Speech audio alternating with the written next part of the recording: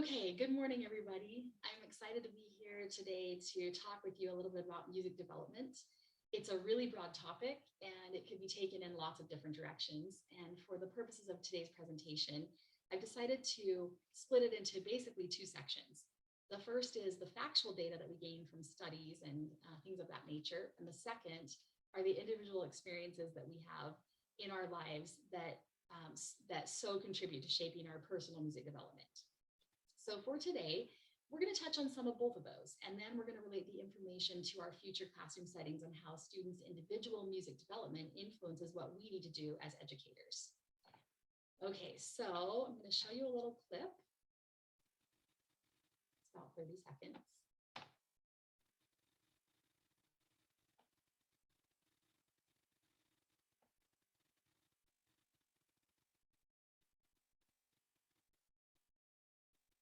Taking a second to load, sorry.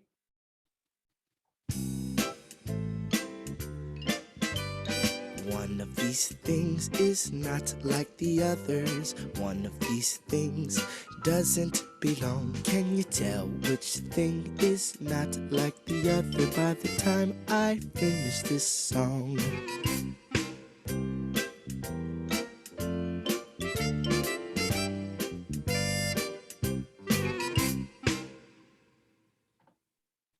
Okay.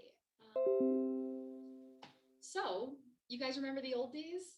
I think we've all watched, or probably many of us have watched these old Sesame Street clips where we're trying to pinpoint which one of the group of things is not like the others. Well, times have changed a lot. And instead of trying to pinpoint one different thing, we are recognizing and celebrating all the great amounts of diversity around us. We're all vastly different. And so diversity has become one of the most positively looked on aspects of our world and one that we get to celebrate in every circumstance. So what does diversity have to do with music development? Human beings don't fit a mold, and that's one of the only known truths that we have in our world for sure. And it's mentioned in a lot of music education research articles and textbooks and stuff, and I'm sure you guys have noticed, like I have, that when I read research articles and textbooks about this kind of topic, they're always providing caveats because every study data that we provide has so much diversity that comes along with it. So music development is no exception to the idea of diversity in that everyone has such vastly different experiences, and those vastly different experiences greatly shape who we are as musicians. So as music educators, we need to learn to recognize and celebrate differences and purposely construct and organize learning environments that empower all of our very different students to achieve their music potential. So if you look at the images on this slide, imagine the extreme differences of each of these kids' lives. Each of them had a completely unique womb experience, a unique birth experience, unique cultural and family experiences, and unique day-to-day experiences. And this means that they had very different music development experiences as well. So they're going to reach junior high and high school, and they're all going to congregate into our classrooms. So we're going to be experiencing lots of individuality. Later, we're going to discuss more what that looks like, but first, let's learn a bit about music development experiences of fetus and infant. So infants have a wide range of skills that are considered musical. And often, researchers are asking, what's the origin of those skills? According to research, at least partly, they are learned before birth. So there are a lot of internal sound patterns of a mother's body that a fetus experiences and associates with the mother's physical and emotional state.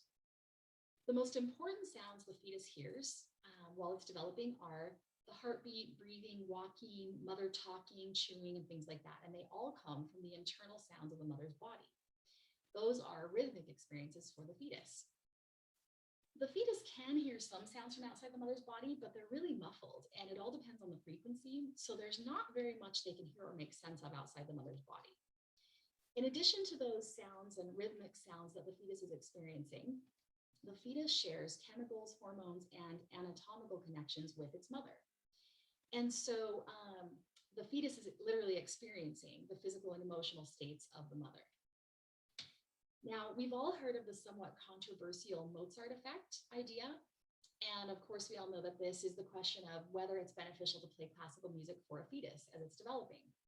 So after everything I've read, knowing how little the fetus can hear from outside the mother's body and knowing how much the mother and the fetus are connected as far as chemicals, hormones, body structure, and things like that, my belief now is that it's more likely that a fetus is reacting to the mother's reactions to classical music than the actual classical music. So for example, if somebody puts headphones on a mother's abdomen during pregnancy and plays classical music, the fetus is not going to be able to experience a lot of that. But if the mother puts headphones on her own head and plays classical music for herself, her body is going to react to that classical music, and then the fetus is going to react to that. So if her heart rate increases, that's going to affect the fetus. If she feels joy or peace or happiness in listening to music, those chemicals and hormones are going to transfer to the fetus. So my feeling is that because the fetus experiences everything the mother is experiencing, but can't really experience much from outside her body, whatever she's doing is the most important thing for the fetus to be able to react to that. Now, can a fetus be taught music development other than what they're experiencing in the womb? To date, there's no evidence that they can. But what we do know for sure is that the best thing for a fetus is for a mother to take really good care of herself. The obvious things are get enough sleep and exercise, keep her life as stress-free as she can. But they do say that because of the way the fetus experiences what the mother's experiencing, she should play music for herself whenever she wants to. She should sing a lot, because if those things bring her joy and peace, they're also going to bring the fetus joy and peace. So then eventually the fetus will develop and it will be born and it'll become an infant. And the infant's music experiences are live. So it'll be very, very different than what they experienced as a fetus. Have you guys heard of motherese? The more technical term for motherese is IDS, or infant-directed speech. IDS is a communication system, and it's nonverbal, and it has a lot of musical characteristics. And it's basically a manipulation of pitch, timbre, rhythm, and dynamics. It's really different from adult-directed speech because it's usually in a high-pitch register. It has a lot of sustained vowels, a very rhythmic quality. There's a lot of repetitiveness and expanded pitch contours. And infants are also learning to give and receive love and express emotion through vocalizations. In addition to this, infants have singing preferences. So they tend to prefer infant-directed singing to other informal singing. And interestingly, when they're being sung play songs, they prefer them to be high-pitched, whereas if they're being sung lullabies, they prefer them to be low-pitched. And if infants are given a choice between audio or visual recordings of their mothers speaking or singing, they prefer singing. So, is it beneficial to formally educate an infant? Studies show that it's not necessary. However, they do know that a supportive early home environment, and especially one that encourages spontaneous expressiveness, is important for optimizing musical achievement. Okay, so now what? Once a child is school-aged, they have such different individual experiences, and there's a lot we just have to conjecture. Next in the presentation, we're going to talk about why children have musical brains and brain development. We're going to briefly touch on giftedness and talent. We're going to talk about the importance of singing. And we're going to talk about how to incorporate all of this into our eventual classrooms. Okay, this is a good time for a reflection activity. For this activity, you're all going to need a piece of paper and something to write with. I'd like you to pause the presentation and take a few minutes to reflect on your own personal musical life from as early as you can remember until you started music programs in junior high or high school. Once you're done reflecting, I'd like you to write a few sentences to summarize your childhood in music and how that childhood likely affected your musical experience in the junior high or high school classroom setting. Once you're done, I'd like you to take a few minutes and reflect again, only this time pretend you had either a really different musical experience growing up or an opposite one. And then write a few sentences about how that experience would have created a different experience for you in a musical classroom in junior high or high school. So feel free to pause when you're ready and complete the activity, and I'll see you when you're done. All right, welcome back. Hopefully you enjoyed that chance to reflect. Okay, so we're going to talk a little bit about the musical brain and brain development. So how does it happen that all children possess a musical brain? Well, Well, one thing we know is that music is a human invariant. An invariant is something that is universal in the world but differs greatly from culture to culture. Other types of invariants are religion, ceremonies and rituals, and altered states of consciousness. We also have things like the expectancy theory, which is a theory based largely off Gestalt principles of organization, which means we expect certain things to happen from music. So many environmental sounds have meaning, such as like a doorbell ringing or a car horn honking. But in music, a single note or chord rarely has meaning by itself. And our brains like to make sense of music and predict what's coming. And the expectancy theory describes a lot of the ways our brains do that. We also have things like schemata, which are knowledge structures that may change as we learn and gain experience.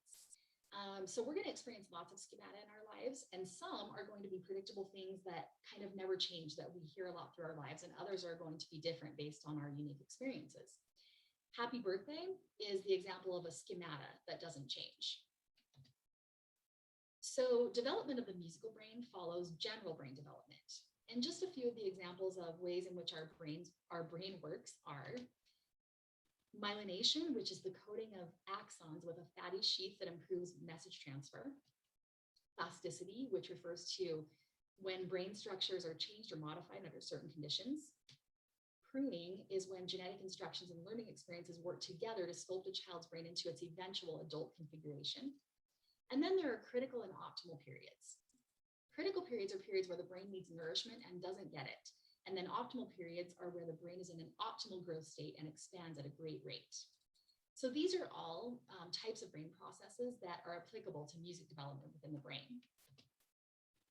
There's lots of conflicting info in neuromusical studies. And again, that is because we're all so incredibly different. So you can take everything on this slide and try to make sense of it in a brain and a person's individual music development.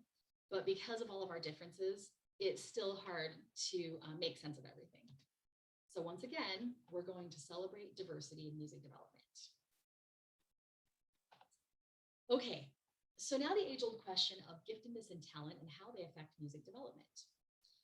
There are 4 basic domains of natural gifts or high aptitudes, and they're each involving their own different types of innate abilities: intellectual, creative, socio-affective, and sensory motor. In addition, there are many different types of talent. Some listed here are performing, improvising, composing, arranging, analyzing, appraising, conducting, and teaching. So you can see from the slide the way in which all of these are intricately connected and how environmental, developmental, and interpersonal factors all play in as well. In addition, there's chance. So chance plays a major role in all of this also. So you can see how complicated it is to analyze an individual's music development. But isn't it great that we have so much great information? Okay, on to singing. There's lots of singing in infancy, and that's mostly because of the musical nature of motherese or infant-directed speech. During infancy, variations of vocal pitch behaviors and development of vocal control increase quite a bit. During the toddler and preschool age, singing continues to develop in an acquisitive, playful, creative, and spontaneous way as kids engage with and make sense of their local musical world. 2-year-olds repeat brief phrases with identifiable rhythm and contour patterns. 3-year-olds sing songs that are sometimes referred to as potpourri songs, which is an interplay between improv and sections from dominant cultural songs. They also sing outline songs, which are songs with a schematic contour that are thought to reflect the child's understanding of tonality. 4 to 5-year-olds are able to express happiness and sadness in their invention songs. And now for the news flash. No surprise, the path of development is not linear for any particular individual. Again, our diversity is our biggest commonality. One thing we do know is that as children grow, singing experience and development are increasingly more connected with their culture and their mother tongue. Okay, so studies have found that singing competency will be nurtured through exposure to frequent opportunities for vocal play within an environment that encourages vocal exploration and accurate imitation. By ages 5 through 7, children are able to invent songs using a range of song-making strategies. A couple of those are narrative songs, which are chant-like in nature and often with beated figures, and songs with more conventional features, such as an opening idea, a clear sense of closure, 4 phrase structures, repetition, phrases that borrow from the immediate musical culture and also can be transformed, such as sequenced, inverted, or augmented in some way. Overall, children in the first few years of schooling demonstrate a clear sense of musical form and of emotional expression in their invented songs. Again, these are general findings from assessment of singing within these age groups. You take all of this and add all other aspects together, and it creates a totally individual experience. Okay, so during the latter years of childhood, there's actually a pretty high singing competence. Few children are reported as singing out of tune by age 11.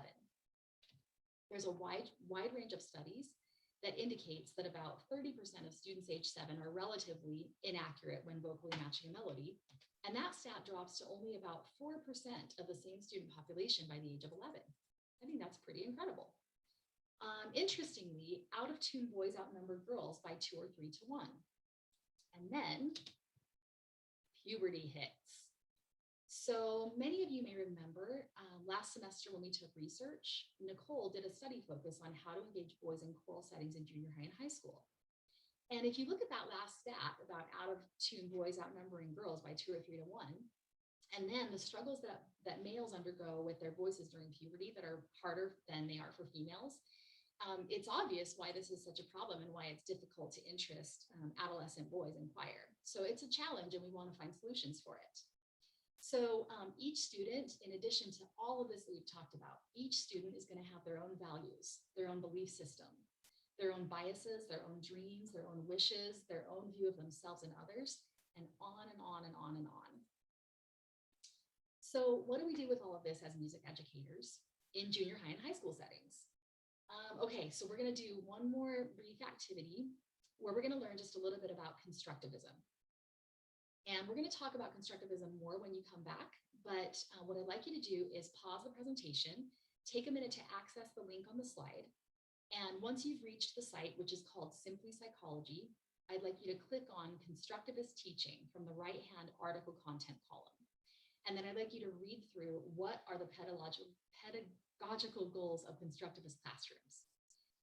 As you read, I'd like you to think about the articles we've read about classroom environments where educators have worked to incorporate these principles and how you might incorporate them into your classroom. Okay, so when you're ready, go ahead and pause the slide and learn a little more about constructivism. And then when you get back, we'll talk more about it. Okay, welcome back. Hopefully you have learned a little more about constructivism. And now we're going to define it here and talk a little more about it. So we've read article after article about the change in mentality in music education over the last several decades. Constructivism is a mental state, and it's a learning theory based on how people acquire knowledge. It's founded on the following principles. Knowledge and beliefs are formed within the learner. Learners personally imbue experiences with meaning. Learning activities should cause learners to gain access to their experiences, knowledge, and beliefs. Learning is a social activity that is enhanced by shared inquiry.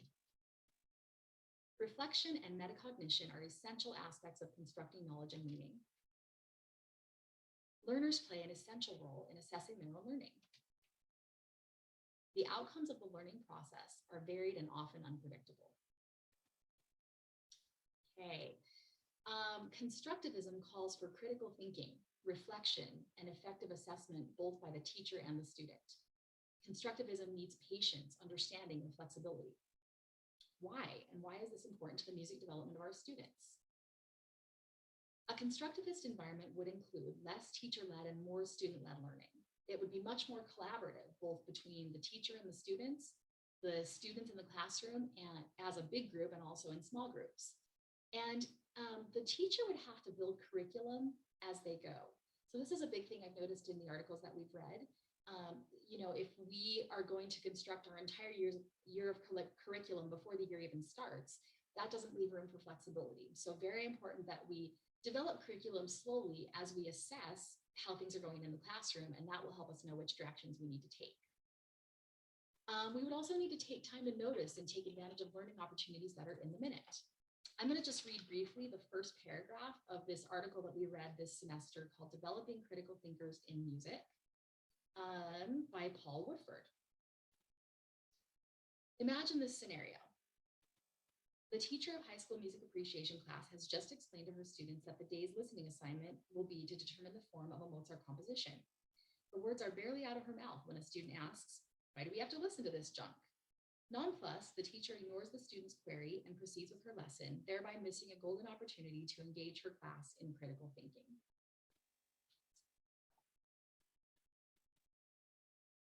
So, we want to be asking ourselves, are our students mindfully engaged in musical experience and thereby in control of their own musical thinking and learning? I would encourage everyone to review the following articles. They're all great examples of educators who are striving to connect music students out of school lives to their in-school lives and to move to a more constructivist learning environment. I think other than the first one, these are all articles we've been assigned to read for Dr. Rowling's class. And it's our responsibility to bring our knowledge, talent, and passion to music education and work to make progress so that our students' own music development can thrive and flourish according to their individuality. Okay, so that concludes my presentation. It's been a lot of fun to research this topic and to put this together, and I really hope you enjoyed what we've learned. And I'm excited to go down a path with all of you where we get to try to bring these things into our learning environments and really benefit ourselves and our students. Thank you so much.